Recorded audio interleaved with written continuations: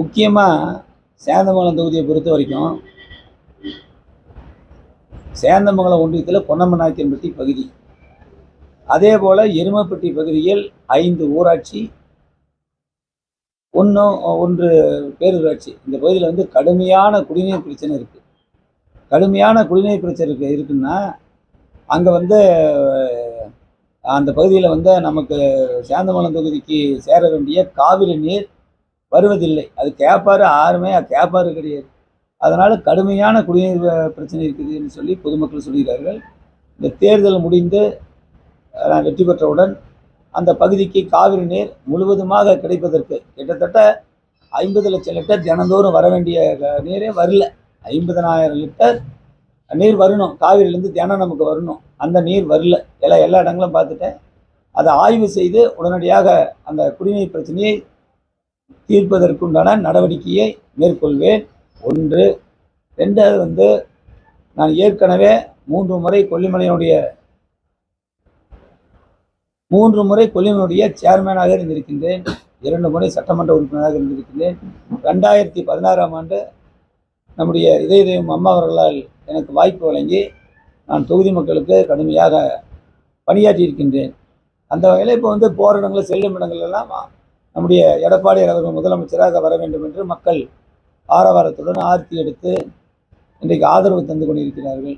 அந்த வகையில் வந்து நான் எல்லாத்துக்கிட்டையும் சொல்கிறது, ஒரு எம்எல்ஏவுக்கு ஓட்டு போட்டால் அது திரும்பவும் மக்களை போய் பார்க்கணும், திரும்ப ஜனங்கிட்ட குறைகளை கேட்டு செஞ்சு கொடுக்கணும். அந்த வகையில் வந்து 4 மாதத்துக்கு ஒரு முறை எல்லா ஊர்லேயும் போர்டு வைக்க சொல்லிட்டேன். போர்டு வச்சு எம்எல்ஏ இப்போ பள்ளிக்கூடத்தில் வருகை பதிவேடுங்கிற மாதிரி சொல்லிட்டேன். போர்டு வச்சுக்காங்க, எந்த தேதியில் வரணும்னு சொல்லி எழுதி வச்சுருங்க. ஏன்னா வேணும்னே எதிர்கட்சி சார்ந்தவர்கள் சில குற்றச்சாட்டை சொல்லுவார்கள். அதனால் 4 மாதத்துக்கு ஒரு தடவை ஊருக்கு வந்து குறைகள் கேட்கறதுக்கு, திருவிழா நிகழ்ச்சிக்கு போகிறது, திருமண நிகழ்ச்சிக்கு, அழைக்கிற நிகழ்ச்சிக்கெல்லாம் எல்லா நிகழ்ச்சிக்கும் போயிடுவேன். இருந்தாலும் மக்கள் குறை கேட்டு அவர்களுக்கு உதவி செய்ய தயாராக இருக்கின்றேன். ஒரு சிறப்பு வாகனம் ஒன்றை ஏற்பாடு செய்ய இருக்கின்றேன்.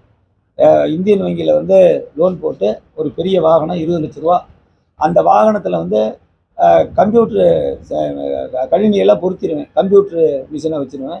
அது 2 பேர் வேலைகள் செய்யறதுக்கு இது பண்ணிடுவேன். பொதுமக்கள் கொடுக்குற மனுக்களை அந்த ஆன்லைனில் ஏற்பாடு பண்ணி அதை சேவை மையமாகவே அதை ஏற்பாடு பண்ணி அந்த கம்ப்யூட்டரில் பொதுமக்கள் கொடுக்குற மனுக்களை கம்ப்யூட்டரில் பதிவு பண்ணிட்டா அந்தந்த அரசு அதிகாரிக்கு மெசேஜ் போகும்.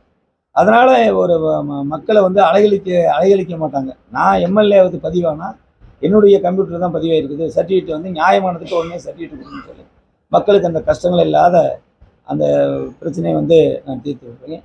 குடிநீர் பிரச்சனை இருக்கிற ஏரியா பல இடத்துல இருக்குது. தண்ணி சோர்ஸ் இருக்கிற இடத்துல அங்கேயே நல்ல தண்ணி இருக்கிற ஒரு கிணறு இருந்தால் அது வந்து அங்கேயே கிணறு வெட்டி செய்து தர தயாராக இருக்கின்றேன். 70 கொல்லிமலையில் 70 வளைவு இருக்குது.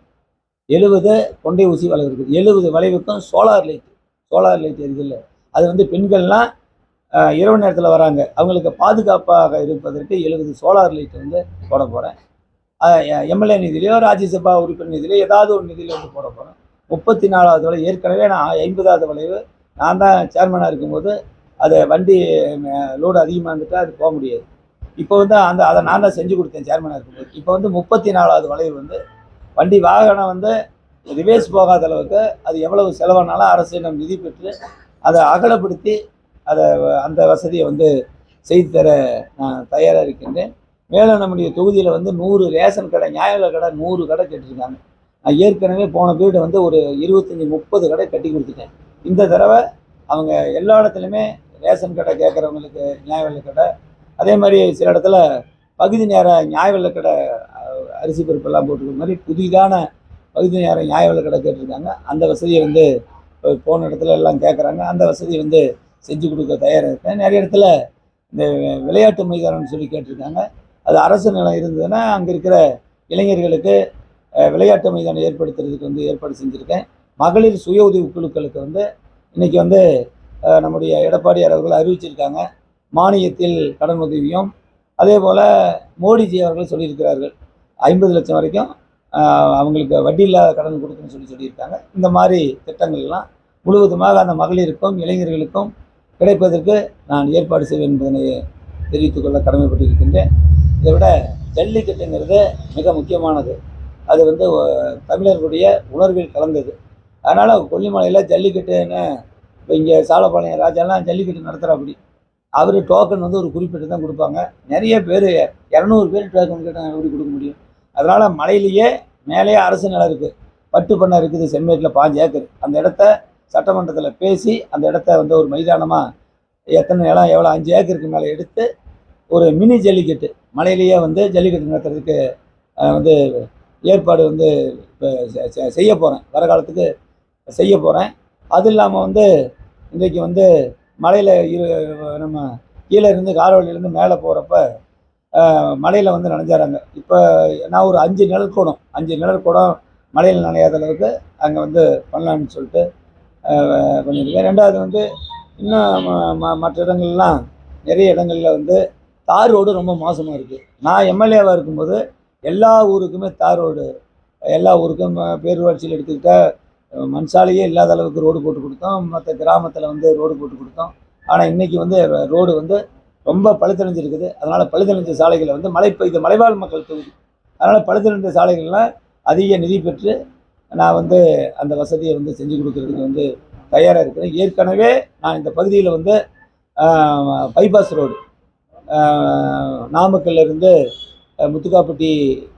முத்துக்காப்பட்டியிலிருந்து இந்த வழியாக சேந்தமங்கலம் கால்பட்டி வழியாக ராசிபுரம் ரோடு வந்து அது 200 கோடி ரூபாய் மதிப்பீட்டில் நம்முடைய தொகுதி மட்டும் 200 கோடி ரூபாய் மதிப்பீட்டில் செஞ்சு கொடுத்துருக்கேன் நான் இருக்கும்போது தான். அதே மாதிரி வந்து கலைக்கல்லூரி ஒன்று கட்டி கொடுத்திருக்கின்றோம். சேந்தமங்கலத்தில் வந்து வேலுக்குறிச்சிக்கு வெட்டுக்காட்டிலேருந்து வேலுக்குறிச்சிக்கு போகிற வழியில் கட்டி கொடுத்துருக்கேன். அது இல்லாமல் வந்து நீதிமன்றம் நான் இருக்கும்போது கொண்டாந்தது தான். தாலுக்கா அலுவலகம், வட்டாட்சியர் அலுவலகம் நான் எம்எல்ஏவாக இருக்கும்போது கட்டி கொடுத்தது தான். ஊராட்சி ஒன்றிய அலுவலக கட்டிடம் எருமப்பேட்டில் நான் இருக்கும்போது கட்டி கொடுத்தது தான். அதே மாதிரி வந்து 4 போலீஸ் ஸ்டேஷன் தான் சென்ற ஆட்சியில் கொடுத்தாங்க. ஒரு காவல் நிலையத்தை அங்கே செங்கரை பகுதியில் ஒரு காவல் நிலையத்தை போன தடவை வந்து அங்கே வரதுக்கு ஏற்பாடு பண்ணி கொடுத்தேன். முதலமைச்சர் அண்ணன் எடப்பாடியார்கிட்ட சொல்லி இந்த மாதிரி இருக்குது, மலைவாழ் மக்கள் பகுதியாக இருக்குதுன்னு சொல்லிட்டு பண்ணி கொடுத்தேன். ஏகலைவா பள்ளி வந்து மலையிலேயே அது சமவெளி பகுதிக்கு கொண்டு போகிறேன்னாங்க. நான் போராடி செங்கரை பகுதியிலேயே அந்த ஏகலைவா பள்ளி, அது வந்து ஆங்கில பள்ளி, அந்த பள்ளியில் வந்து குழந்தைகளுக்கு தங்கும் வசதி, உணவு மற்ற எல்லாமே அவங்க செய்கிறாங்க. முழு செலவையும் அரசே இருக்கக்கூடிய நிலை. அது வந்து ஏகலைவா பள்ளியை வந்து மலையில் வந்து செஞ்சு கொடுத்தேன். சேந்தமங்கலம் பெருமாள் கோயிலில் நான் இருக்கும்போது தான் அதுக்கு வந்து திருப்பணி பண்ணி கொடுத்தேன். சேந்தமங்கலம் ஈஸ்வரன் கோயிலும் நான் இருக்கும்போது தான் திருப்பணி முடிஞ்சுது. வேலுக்குறிச்சியில் முருகன் கோயிலுக்கு வந்து நான் இருக்கும்போது 90 லட்சம் ஒதுக்கீடு செஞ்சு அந்த பணிகள் இப்போ நடைபெற்று வருகிறது. அது மாதிரி பல திட்டங்கள், கோயிலாகட்டும் அல்லது பள்ளி கட்டிடங்களுக்கு பள்ளிக்கு வந்து ஒரு நல்ல குடிநீர், அதே மாதிரி உபகரணங்கள், அது அவங்களுக்கு வந்து பெஞ்சு சேர் இந்த மாதிரி உபகரணங்கள்லாம் வந்து கொடுத்துருக்கோம். அது இல்லாமல் சிறு சிறு கோயில்களுக்கெல்லாம் என்னுடைய சொந்த நிதியிலேயே 500க்கும் மேற்பட்ட கோயிலுக்கு எனக்கு தெரியாது. நான் இப்போ வாக்கள் கேட்க போகின்ற பொழுது தான் நீங்கள் இங்கே 10,000 கொடுத்தீங்க, 5,000 கொடுத்தீங்க, கிட்டத்தட்ட அந்த மாதிரி. அந்த வேலுக்குறிச்சி காந்தி நகர் பகுதியில் பிரச்சாரம் பண்ணும்போது அவங்க சொன்னாங்க, 3 பவுன் இந்த சாமிக்கு எடுத்து கொடுத்தீங்க, அதை சொல்லுன்னு சொன்னாங்க. அந்த மாதிரி உதவியெல்லாம் நிறைய செஞ்சுருக்கோம். நாமரிப்பேட்டை பகுதியில் கடுமையான வறட்சி, அந்த வறட்சி காலத்தில் நான் எம்எல்ஏவாக இருக்கும்போது எல்லா ஊருக்குமே லாரி வாகனம் மூலமாக குடிநீர் சென்று அந்த இடங்களுக்கு கொடுத்தோம். கொரோனா வைரஸ் காலத்தில் கொரோனா வைரஸ் அப்போ பரவிய நேரத்தில் அரசாங்கமும் எடப்பாடியார்களும் உதவி செய்தார் மக்களுக்கு. நானும் வந்து என்னுடைய சொந்த பணத்தில் இருந்து அரிசி, காய்கறி, முட்டை, கொல்லிமலையில் பொரி, பன்னு, பிஸ்கட்டு இதெல்லாம் வந்து மலைப்பகுதிகளுக்கு கொடுத்துருக்கேன். இந்த மாதிரி நிறைய திட்டங்கள் நம்முடைய மக்களுக்கு செஞ்சிருக்கிறேன். இதையெல்லாம் சொல்லி தான் வாக்குகள் கேட்டு இன்றைக்கு தொகுதி முழுக்க வந்து கொண்டிருக்கின்றேன். எல்லா சமுதாய அமைப்புகளும் நான் தான் வர வேண்டும், என்ன எடப்பாடியார் தான் முதலமைச்சர் ஆக வேண்டும் என்று சொல்லி பல சமுதாய கட்சிக்கு அப்பாற்பட்ட சில சமுதாய அமைப்புகள், விவசாய சங்கங்கள் எல்லாம் இன்றைக்கு ஆதரவு தந்து கொண்டிருக்கிறார்கள். எனவே இந்த தொகுதியினுடைய தன்மை இன்றைக்கி அனைத்து இந்திய அண்ணா திராவிட முன்னேற்ற கழகம் தலைமையிலான தேசிய ஜனநாயக கூட்டணியில் அங்கம் வைக்கின்ற பாரதிய ஜனதா கட்சி, பாட்டாளி மக்கள் கட்சி, ஐஜேகே இயக்கம், அம்மா முன்னேற்ற கழகம் உள்ளிட்ட தமிழ் மாநில காங்கிரஸ், ஜான் பாண்டியன் இயக்கம், ஆர்விஆர் ஐயா திருச்சியில் இருக்கின்ற ஆர்விஆர் ஐயா அவருடைய இயக்கம், பூவை ஜெகன்மூர்த்தியார், இதில் எல்லாம் ஆதரவு கொடுக்கின்ற நிலை. அதனால் வந்து சேந்தமங்கலம் தொகுதியை பொறுத்த வரைக்கும் அதிக வாக்குகள் வித்தியாசத்தில் வெற்றி பெற செய்து அண்ணன் எடப்பாடி அவர்கள் முதலமைச்சராக இந்த தொகுதி உறுதியாக ஆதரவாக இருக்கும் என்று இந்த நேரத்தில் தெரிவித்து, இன்னும் பல திட்டங்களை இன்றைக்கி வாக்குகள் கேட்குறதெல்லாம் முடிச்சுட்டேன். இன்னைக்கு நாளைக்கு தான் இருக்குது. அதனால் மீண்டும் ஏதாவது விடுபட்டு இருந்தால் அந்த ஏரியாவில் போய் ஜனங்களை பார்த்து கேட்டுருக்கேன். நீங்கள் பேட்டி எடுத்துகிட்டு இருக்கிற ஏரியாவில் வெண்டாங்கி பகுதி, இந்த பகுதியில் மக்களுக்கு நல்ல நீர் கிடையாது. எங்கள் ஊரில் தான் இருக்குது. சில ஆழ்துளை கிணறு போட்டு தான் அவங்களுக்கு உப்பு நீர் தான் குடிச்சிட்ருக்காங்க. அதனால் இந்த ஏரியாவில் கூட நான் வாக்குகள் சேகரிக்கின்ற பொழுது நல்ல நீர் கிணறு அமைத்தது என்று சொல்லியிருக்கின்றேன். மக்களிடத்திலே தேர்தல் வாக்குறுதி எது செய்ய முடியுமோ அதை மட்டும் சொல்லி தான் தேர்தல் வாக்குறுதியாக சொல்லி ஆதரவு கேட்டுக்கொண்டிருக்கின்றேன். மற்றபடி வேறு செய்ய முடியாத வேலையை நான் சொல்வதில்லை. ஏன்னா காரணம், நான் 3 தடவை சேர்மேன் வந்திருக்கேன் தொடர்ச்சியாக.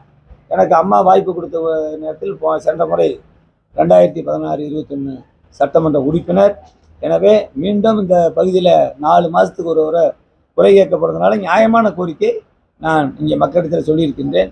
அதை நிறைவேற்றி தந்து இந்த தொகுதி நிச்சயமாக அதிமுக வேட்பாளர் ஐயா சந்திரசேகரன் ஐயா நான் அதிக வாக்கு வித்தியாசத்தில் வெற்றி பெறுவேன் என்பதனை தெரிவித்துக் கொள்ள கடமைப்பட்டிருக்கின்றேன்.